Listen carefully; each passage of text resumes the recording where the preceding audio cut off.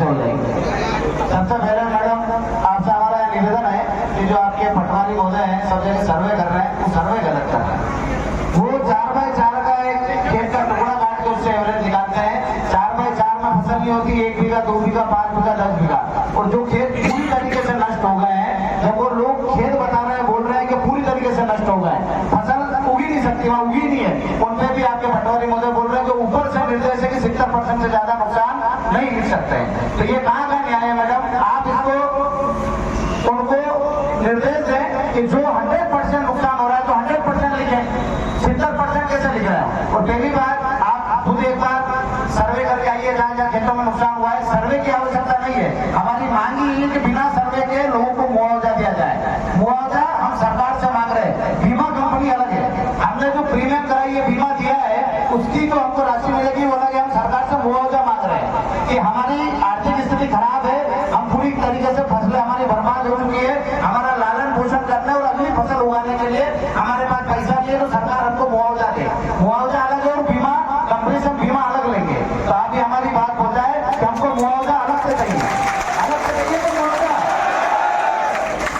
और दूसरी बात यह है कि जो बीमा कंपनी हमको बीमा करके दे रही है, ये उनकी जवाबदारी होती है कि वो पॉलिसी जो हमारी बनी है, उस पॉलिसी के नंबर हमें बताए कि हमारी पॉलिसी का नंबर क्या है।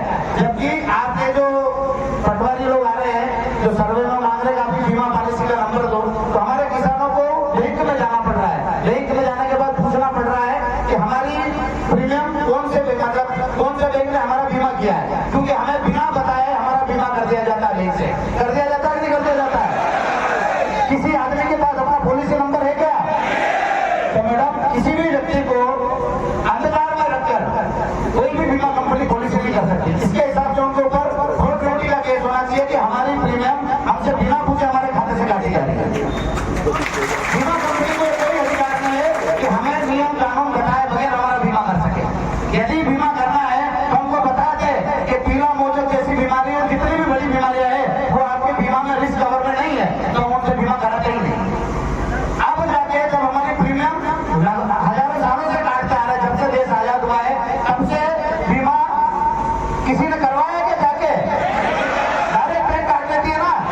आपको बताया कौन कौन सी बीमारी आपके बीमा में शामिल है?